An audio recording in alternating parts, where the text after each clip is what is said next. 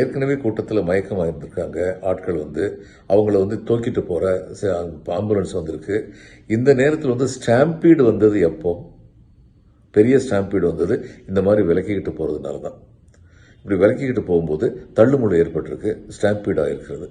ஸ்டாம்பீடில் இப்போ நேரில் பார்த்த சாட்சிகள் சொல்கிறாங்க, யாரெல்லாம் காப்பாற்றுறதுக்கு போனாங்களோ, ஒரு குழந்தை விழுந்துச்சுன்னா அந்த குழந்தையை காப்பாற்றுறதுக்கும் குறிஞ்ச அவங்க மேலேயே ஆட்கள் ஏறி மிதித்து போனாங்க. இது அன்அவாய்டபிள், அது அப்படித்தான் நடக்கும் ஸ்டாம்பீட் நடந்ததுன்னா.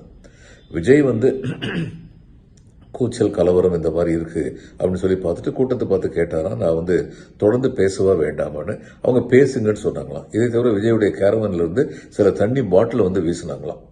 இது it's not a wise act. அந்த உள்ள கூட்டத்தில் தாகம் இருக்கும்போது 10-15 தண்ணி பாட்டில் 100 அல்லது 1000 பாட்டில் வீசினா கூட அதை பொறுக்கி எடுக்கிறதுக்குங்கிற முயற்சியில் இன்னும் அதிகமாக தான் தள்ளுமுள்ளு இதெல்லாம் நடக்கும். க்ரௌட் சைக்காலஜிங்கிறது புரிஞ்சிருக்கணும், மாப் சைக்காலஜியும் புரிஞ்சிருக்கணும், அனுபவம் மிக்க தொண்டர்கள் இருக்கணும்.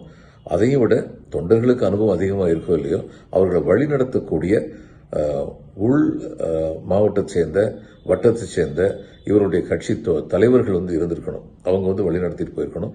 இது மாதிரி எதுவுமே நடந்ததா தெரியல. அப்போ விஜய் புறப்பட்டு மீட்டிங் முடிச்சுட்டு புறப்பட்டு போயிடுறாரு. அவர் போன உடனே இந்த தள்ளுமுள்ளு இன்னும் அதிகரிக்கத்தான் செய்யும். அதுதான் நடந்தது. அப்படி அதிகரிக்கும் போது ஏற்கனவே நடந்த கலவரங்கள் இன்னும் அதிகமாயிடுச்சு. இவர் போய்கிட்டு இருக்கும்போதே இவருக்கு செய்தி வந்திருக்கு, இவருக்கு இந்த மாதிரி உயிர் சேதங்கள் ஏற்பட்டிருக்குன்னு செய்தி நிச்சயமாக வந்திருக்கு.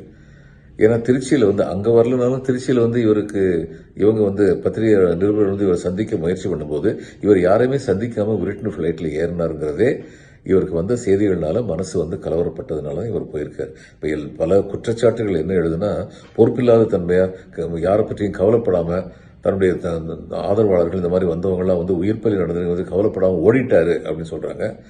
நான் என்ன நினைக்கிறேன்னா, அவருக்கு திகைப்படைந்து விட்டார்.